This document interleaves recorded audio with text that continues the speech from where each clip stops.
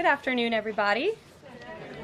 It's great to see all of you on this very newsy day, to say the least. I have a couple of updates for you this morning, or this afternoon. As you know, this morning, the president spoke to President Putin of Russia. They spoke at length, and the president released a statement following that conversation in great detail. I can also confirm that the president just recently got off the phone with President Zelensky of Ukraine. His truth is as follows. I just spoke to President Zelensky of Ukraine. The conversation went very well. He, like President Putin, wants to make peace. We discussed a variety of topics having to do with the war, but mostly the meeting that is being set up on Friday in Munich, where Vice President J.D. Vance and Secretary of State Marco Rubio will lead the delegation. I am hopeful that the results of that meeting will be positive. It is time to stop this ridiculous war where there has been massive and totally unnecessary death and destruction. God bless the people of Russia and Ukraine. I myself just spoke to the president about these calls, and he told me to tell all of you they were very good calls, they were very positive, and the administration is wholeheartedly committed to a peace deal to end once and for all the Russia-Ukraine war. More on that later. I'm sure you'll have more questions to ask. This week, the president has continued to deliver on his promises to the American people. According to new polling that was released at the beginning of this week by CBS News, an overwhelming 70% of Americans said that President Trump is following through on what he pledged to do during his historic campaign. The poll also revealed that Americans see President Trump as a tough, energetic, focused, and effective leader fighting hard to improve their lives and our country. And yesterday, in particular, was a truly special day for the United States of America. Thanks to the great leadership of President Trump and the strong and tough leadership of President Trump, Mark Fogel, an American teacher detained by Russia, was returned to American soil and met with the president here at the White House last night. Special Envoy Steve Witkoff and the rest of President Trump's incredible national security team helped to negotiate the exchange that secured Mark Fogel's release. This event shows a good faith effort from Russia, and it's a sign, as I just said, that we are moving in the right direction to end this brutal war. Malphine Fogel, Mark's 95-year-old mother, was understandably very worried that she would never see her son again after his arrest in 2021. Mrs. Fogel was actually slated to join President Trump on stage at the July 13th Butler, Pennsylvania rally to speak out for Mark, and then the infamous assassination attempt against President Trump took place. But that day, before the rally, President Trump promised Mark's mother that when he returned to the White House, he would bring her son home. God saved President Trump's life on that day in Butler, Pennsylvania, and now Mark Fogel is back home safely with his family as a result. God is good. The president also continues to bring back common sense to our government. This week, he signed an EO to end the procurement and forced use of paper straws. Taxpayer dollars were wasted on these non-functional and massively unpopular products for no other reason than it made radical activists feel good about themselves. And on trade, President Trump continues to take bold action to protect America's critical steel and aluminum industries, much like he did in his first term. And the president signed proclamations to close existing loopholes and exemptions to restore a true 25% tariff on steel and elevate the tariff on aluminum to 25% as well. This administration believes these tariffs will protect our national security and put American workers first. And in the Oval Office yesterday with Elon Musk, President Trump took further action to make our federal government more efficient and effective. He signed an EO implementing the DOGE Workforce Optimization Initiative. Now agency heads will coordinate and consult with DOGE to significantly shrink the size of the federal workforce and limit hiring to essential positions only. The unaccountable bureaucracy will finally be reined in. On another important matter this morning, Senate Republicans continued to confirm President Trump's exceptionally qualified nominees, most recently Director of National Intelligence Tulsi Gabbard, who will be joining us later at the White House for her swearing-in ceremony. It's imperative that the remainder of the president's cabinet nominees are confirmed as quickly as possible. On another important matter this week, illegal alien criminals continue to be arrested and sent home as part of the ongoing mass deportation effort of the Trump administration. Just this week, 2 planes with 190 Venezuelan illegal aliens arrived in the Venezuelan capital from Fort Bliss, Texas. Here are some of the criminal illegal aliens who were arrested in the country this past week. ICE Atlanta arrested a citizen of Nigeria who had been convicted of money laundering. ICE San Antonio arrested a citizen of Mexico who had been convicted of assault. ICE Denver arrested a citizen of Mexico who had been convicted of aggravated assault. And ICE Houston arrested a citizen of Mexico who had been convicted of aggravated assault. Now, before I take questions, I would like to address an extremely dishonest narrative that we've seen emerging over the past few days. Many outlets in this room have been fear-mongering the American people into believing there is a constitutional crisis taking place here at the White House. I've been hearing those words a lot lately. But in fact, the real constitutional crisis is taking place within our judicial branch, where district court judges in liberal districts across the country are abusing their power to unilaterally block President Trump's basic executive authority. We believe these judges are acting as judicial activists rather than honest arbiters of the law.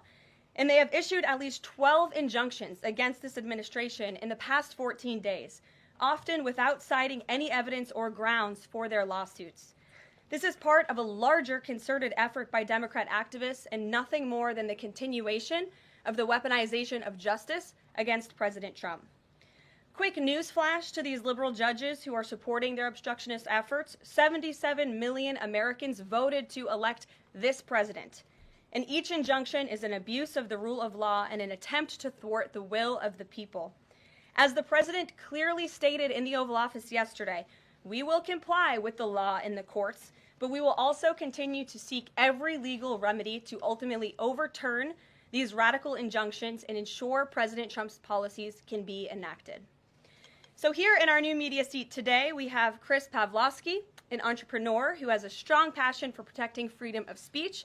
Chris started the video sharing platform Rumble in 2013 with a mission of protecting a free and open internet from censorship by big tech and governments around the globe. The platform has always been a place for independent creators to share their authentic opinions, and they have always included President Trump, in contrast to the way he was censored by other platforms in years past. Since its founding, Rumble has grown exponentially, recently marking 67 million monthly active users. It's a lot of users. If you're watching right now and interested in sitting in this seat, you can apply, whitehouse.gov/new-media. With that, I will take your questions. And Chris, why don't you kick us off on this very busy news day? Karoline, thank you very much to you and President Trump. It's an honor to be sitting here in the new media seat for the White House press briefing and to be able to demonstrate why freedom of expression is so important. Rumble was the victim of censorship at the hands of multiple foreign governments. It's clear there are still many countries who oppose free speech and even target American companies. Can you describe what the administration will do to protect U.S. interests and values worldwide? Sure. Well, thanks for the very important question. And I think that free speech and ending censorship, both here at home and also abroad, is an important part of President Trump's agenda. I think first, President Trump has led by example on this front as the leader of the free world, the president of the United States, with his show of access and transparency on a daily basis. The president takes questions from all of you almost every single day and really reveals what he's thinking and feeling, and I think that serves as a great example to the rest of the world. As for tangible actions that the president has signed, he did sign an executive order, I believe on day one, certainly within the first week of this administration, to restore free speech and stop government-sponsored censorship here at home. And the EO made it very clear that federal employees are not allowed to engage in any activity that would infringe upon the American people's right of free expression. So I think the president has led quite strongly on this. And I would just add, this is part of the reason we have a new media seat, to invite new voices into this room. Again, we're going to need to expand this room because so many people are interested, and we're very excited about that. It's a privilege to cover this White House, but we want all voices to be heard. So thanks for being us with here, Chris, and I hope you enjoy the briefing. Sure. Jordan. Thanks, Caroline. Data out this morning showed that consumer prices were up across a variety of goods, and just before that report, though, President Trump called for lower interest rates. The Fed said it's holding rates steady to try and tamp down further inflation. So how would lowering rates help keep inflation in check for the American people? Sure. Well, first of all, on the inflation point, we did receive those numbers, and they were worse than expected, which tells us that the Biden administration indeed left us with a mess to deal with. It's far worse than I think anybody anticipated because, unfortunately, the previous administration was not transparent in where the economy truly was. We know people at this very podium told the American people that inflation was transitory and that it would go away. That was not the case. And now the last report of the Biden administration, as revealed today, shows that inflation is still about 4.5% higher over the past 3 months. This is an indictment on the Biden administration's mismanagement of the inflation crisis and their lack of transparency in addressing it. As for tackling inflation and interest rates, the president has made his position on this very clear. He wants interest rates to be lower, he wants inflation to be lower, and he believes that the whole of government economic approach that this administration is taking will result in lower inflation. I have said that from this podium many times. The president had record low interest rates and inflation rates in his first term. He believes that the economy can handle it and withstand it. And we're doing a lot to tackle the inflation effort on this front. It's a whole of government economic approach, and I've talked about what we're doing to tackle inflation quite a few times from this podium. The reciprocal tariffs, that's going to come before Prime Minister Modi's visit tomorrow? I do believe it will come before the Prime Minister's visit tomorrow, and I will let the President discuss the details on the reciprocal tariff front. But this is something he believes strongly in, and it's very simple logic as to why the President wants to impose reciprocal tariffs. It's the golden rule, which we all learned when we were growing up in school. Treat others the way you want to be treated. And far too many nations around this world have been ripping off the United States of America for far too long. And that's why the president believes this will be a great policy that will benefit American workers and improve our national security. JJ. On Doge and the fraud claims, Elon Musk in the Oval yesterday gave us some information on that. We're just wondering if there's some proof, evidence. Is the White House willing to share evidence of those fraud claims, or can Elon Musk come to the briefing room and share material evidence of what he's talking about? Sure. I would love for Elon Musk to come to the briefing room. That's why we had him go to the Oval Office yesterday, where I think he provided great answers. He was speaking in layman's terms, speaking common sense to all of you in the media, but also to Americans at home. But I would say especially to all of you in the media, because I think it's a real fallacy that there's this alleged lack of transparency when it comes to Doge. President Trump and Elon Musk have been incredibly transparent on what Doge is doing. There is an X account with the Doge handle. They are tweeting out what they are doing on a daily basis. They have a website where they are posting the receipts of the contracts that they are reviewing and the payments that they have stopped from going out the door. The secretaries of our departments have stopped from going out the door. And I would also say that before it was Elon Musk making our government efficient and accountable, it was some unnamed bureaucrat that none of you knew. Elon Musk is the richest man in the world. He's also now one of the most highly scrutinized men in the world alongside President Trump because of what he's doing and the access that he is allowing. So there's great transparency. As for the actual receipts, we are happy to provide them, and I actually brought some today because all of you know I love to bring the receipts. We have contracts upon contracts that we can send and provide this information to you. Let me be very clear. We are not trying to hide anything. We have been incredibly transparent, and we will continue to be. These are screenshots of contracts that Doge found across our government. This is a DEI contract, $36,000 for U.S. citizenship and immigration services. That is against the president's policies and his America First agenda. This is a $3.4 million contract, a Council for Inclusive Innovation at the U.S. Patent and Trademark Office, Department of Commerce, another DEI contract that Doge identified. I can continue to go through these. Oh, I love this one, $57,000 for climate change in Sri Lanka. What is this doing to continue the interests of the American people? Absolutely nothing. These are the line items across the federal government that Doge is identifying daily. They're moving very fast. There's a lot of paper that we can show you, but we're happy to do it. This administration has been more than transparent about what Doge is doing. And here's one of their tweets that they posted about the mine. I believe this is in Pennsylvania, where the federal employee retirement system is being processed. Did anybody know this was even happening in our country before Elon Musk talked about it in the Oval Office yesterday? A lot of Americans didn't. So we are providing transparency and accessibility on a daily basis when it comes to Doge. And I also have a Doge Daily Report, if anybody would like it, on all of the things that they are identifying and finding. We're happy to provide this information to you. We're talking about it every single day. Are all those things you just mentioned fraud, or are they waste, or are they just contrary to the president's policies? I would argue that all of these things are fraudulent, they are wasteful, and they are an abuse of the American taxpayer's dollar. This is not what the government should be spending money on. It's contrary to the president's priorities and agenda. And again, we can continue to provide you the receipts for all of the fraud, waste, and abuse. And if anybody in here wants to argue that the federal government is not fraudulent in some capacity, be my guest, because I think the American people watching at home would beg to differ. Caroline? Mary. Hey, more on the judges. Does the White House believe the courts have the authority to issue these nationwide injunctions?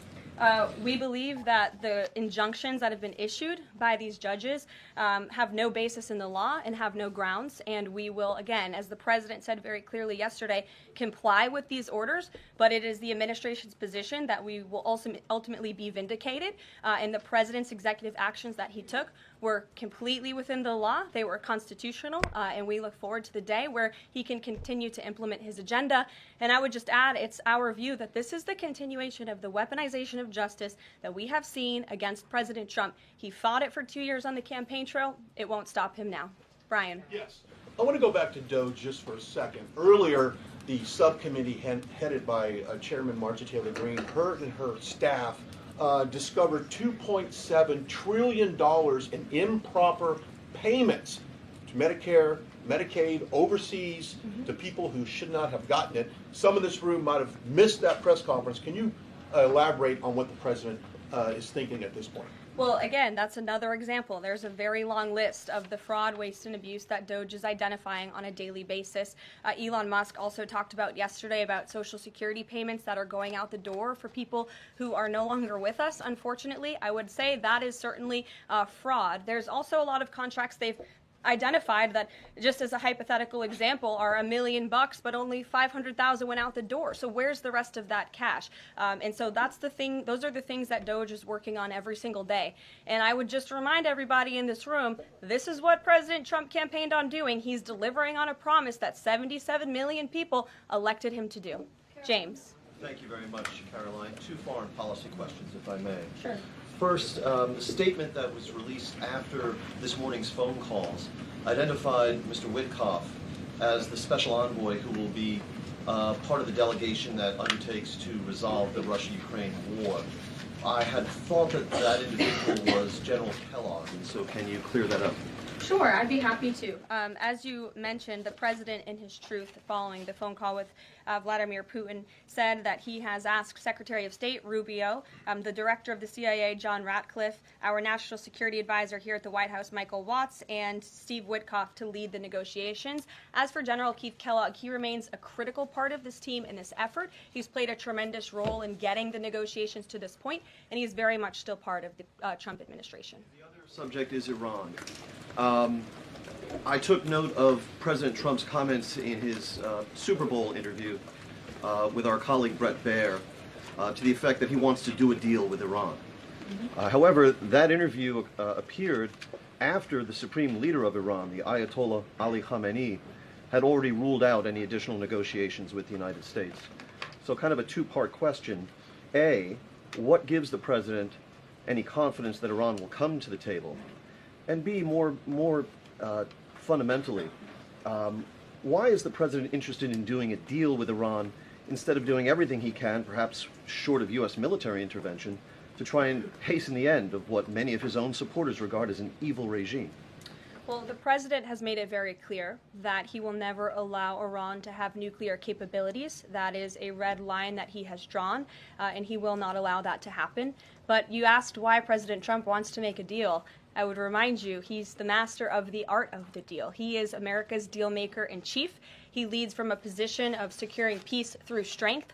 And I think time and time again already, in just 4 weeks, we have seen the president being able to negotiate successful deals with our partners, our adversaries all around this world. The release of Mark Fogel just last night is something that I think speaks to the president's deal-making ability. This is something that the Biden administration allegedly tried to do for 3.5 years. I think you all should go back and ask some of those Biden administration officials what they even tried to do and why weren't they successful, because for 3.5 years Mark Fogel sat in a Russian prison and it took President Trump 3 weeks to get him back on American soil. There's nobody better at making deals than Donald Trump.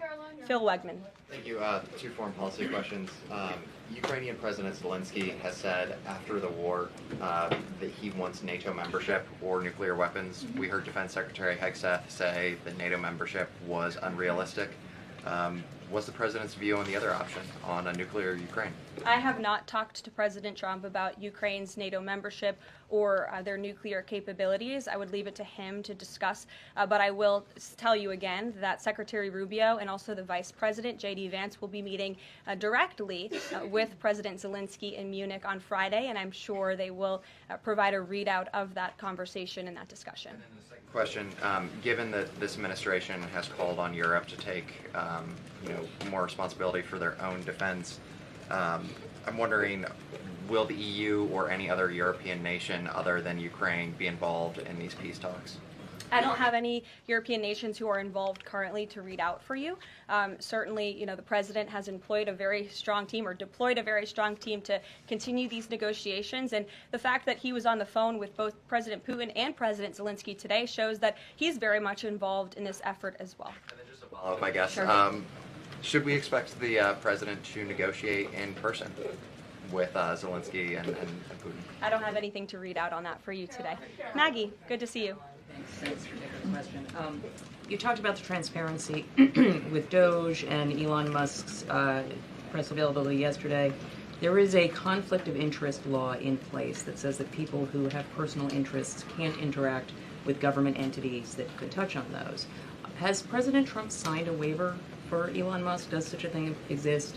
If it does, will you guys release it in the interest of transparency that he's committed to? I have not seen the law that you are referring to. What I can tell you is that Elon Musk, as I've confirmed before, is a special government employee.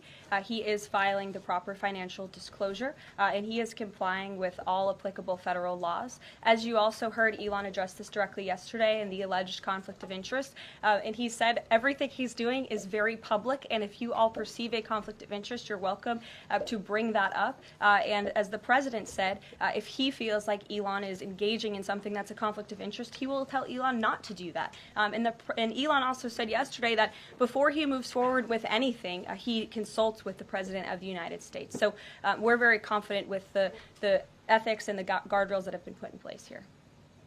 Caitlin. Thanks, Caroline. I have a few things for you, but on the commitment by President Trump, he said that he and President Putin agreed to visit each other's respective nations.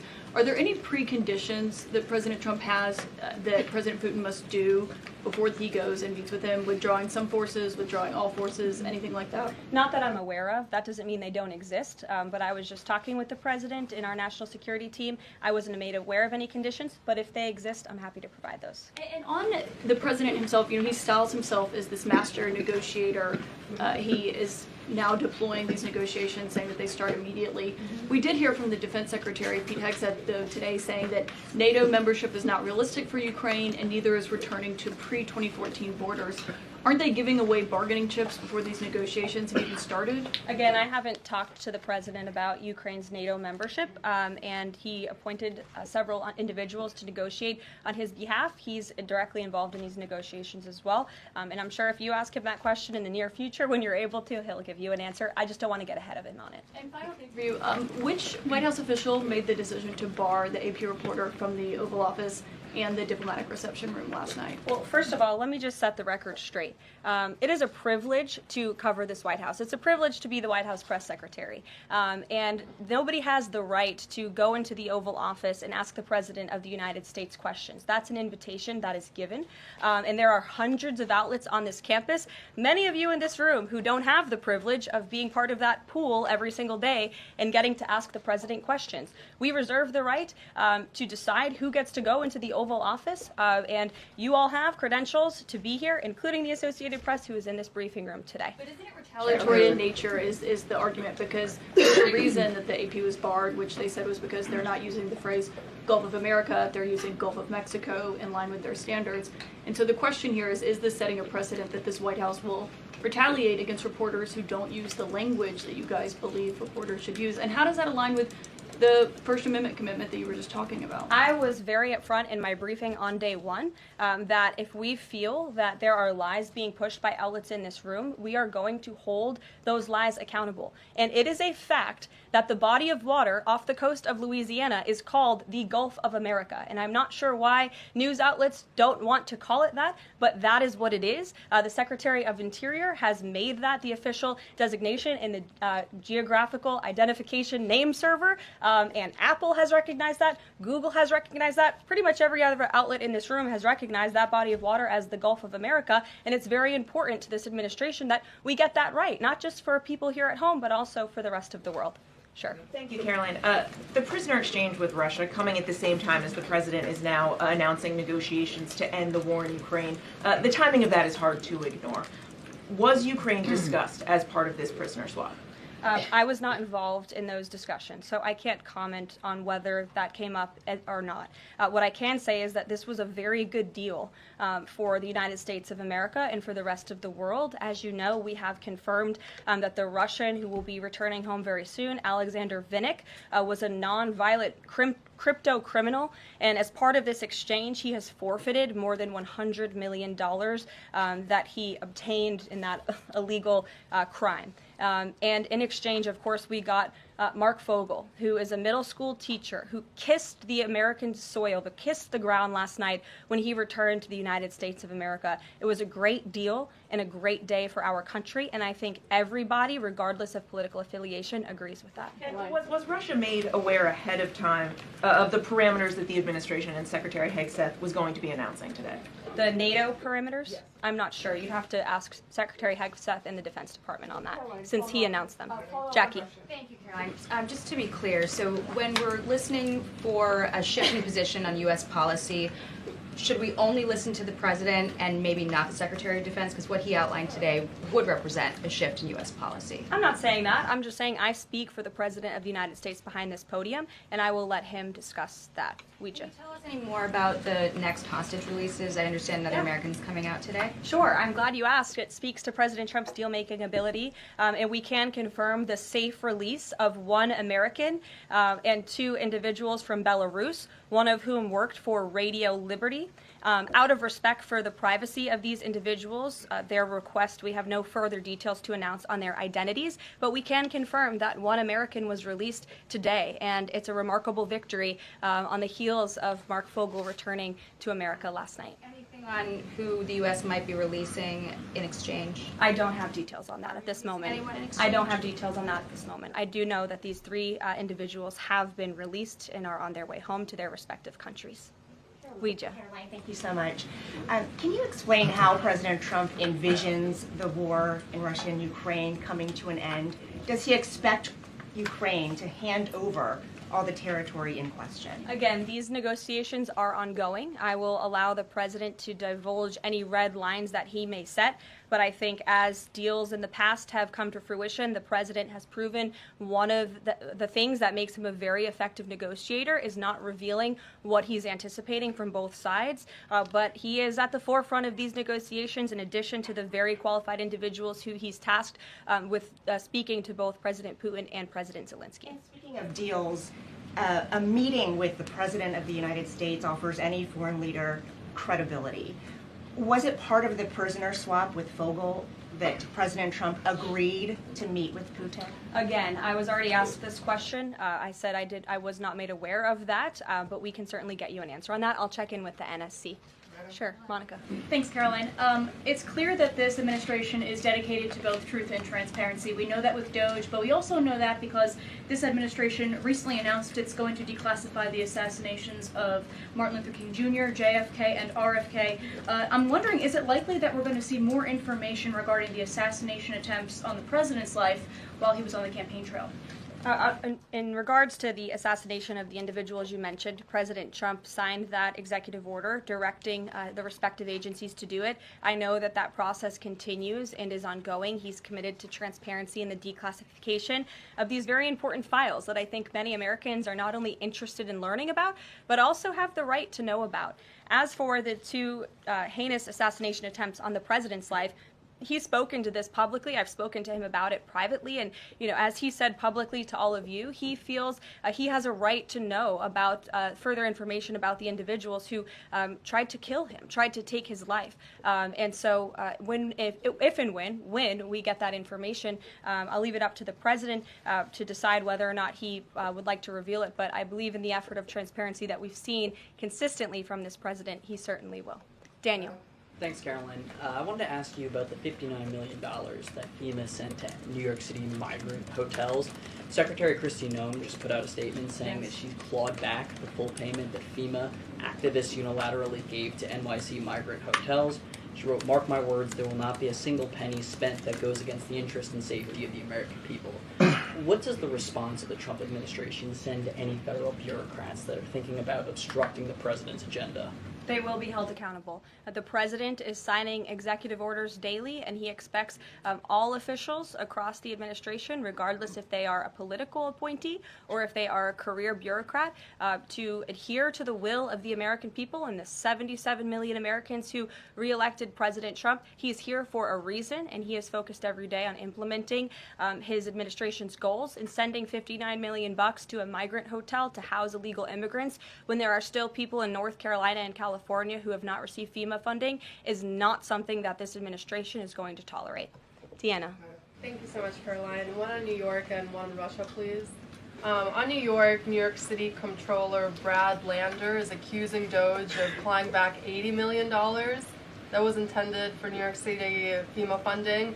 Wondering if you've heard about that figure, if that figure is accurate, and why that money was taken back. I have not heard about that figure. Doge is moving very quickly, but I can get the receipts and gladly send them to you. I know that story is likely of great interest to the New York Post.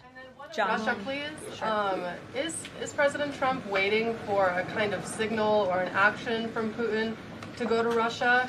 And would he be willing to go to Ukraine in the future? I don't have any decisions to make on the president's potential visit to Russia or any in-person meeting at this time. John. Caroline, two questions, one on foreign policy, one on domestic policy. Following up on the president's call that he had with President Putin, does the president view Russia, does he view President Putin as an ally, as a partner, as a competitor, or as an adversary? I believe this nation views Putin and Russia as a great competitor in the region, at times an adversary, but as the president has said as well, he enjoys having good diplomatic relationships with leaders around the world, finding that common ground, also calling them out when they are wrong, and leading from a position of peace through strength. That's the president's greatest strength, and we've seen that again, time and time again. And then, as you pointed out in your statement regarding the confirmation of Tulsi Gabbard, there was one Republican who voted against the nomination of Tulsi Gabbard. It was Senator Mitch McConnell. Similarly, how does the administration view Senator McConnell? Can he be a partner in the president's legislative agenda? Are you disappointed that he voted against not only Tulsi Gabbard, but also Pete Hegseth to be the defense secretary? I think we're greatly disappointed in any Republican who chooses willfully to vote against the president's exceptionally qualified cabinet nominees and picks to lead his America First administration. Not a single Democrat swayed from voting against President Biden's nominees, and we know how many of them turned out. They turned out to be atrocious at their jobs, leaving America much worse than they were when they took the oath of office. And so I've said it repeatedly from this podium. I addressed suggested at the beginning of my remarks. We expect all Republicans to vote, to stay tough and strong, vote for President Trump's nominees so we can get to work and continue to work very hard to implement this president's agenda. Sure. Thank you, Karoline. On South Korea is currently in a chaotic situation. How does the President Trump react to the current chaotic situation in South Korea? Secondly, if South Korea needs help from the United States, what role do you think the U.S. will play?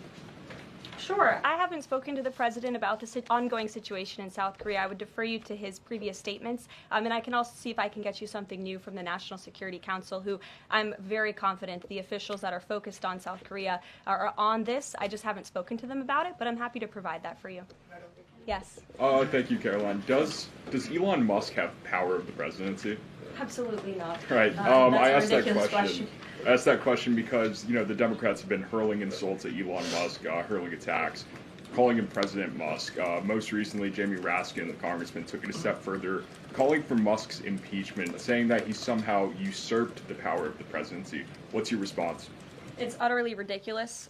Elon Musk addressed this in the Oval Office yesterday. The president addressed it as well. Elon Musk is serving at the pleasure of the president, just like everybody else on this team. He takes directives directly from the president of the United States. And I think some of the comments that you referred to are nothing more than a failed attempt from the media and from Democrats to try to sow division in this White House. We saw them do it in the first term. We're not going to let them do it in the second term. This is a unified team who is working at the pleasure of the president to do what's right for the American people. I have one more quick housekeeping note before I leave you all today. The president wanted me to share with all of you that he had a wonderful meeting with King Abdullah of Jordan yesterday. They discussed many things, including the Gaza Strip and its future at great length. The king would much prefer that the Palestinians stay in place, with the additional land to be used for new development, which would greatly create jobs at levels never seen before. But the president feels it would be much better and more majestic if these Palestinians could be moved to safer areas. I would just add to that the president remains wholeheartedly committed to seeing peace in the Middle East, and our Arab partners in the region have been tasked with coming up with a peace plan to present to the president. That is ongoing. King Abdullah mentioned that yesterday. He also committed to accepting 2,000 sick children from the Gaza Strip, which the president called a beautiful gesture. So the administration continues to work with our Arab partners in the region. We stand closely with our ally Israel, and the president has presented this big, new, bold idea to secure peace in the Middle East, and he is not going to waver from that. And we look forward to seeing that goal of this administration achieved as well. Thank you very much, everybody, and we'll see you very soon. Have a great day. Thank you.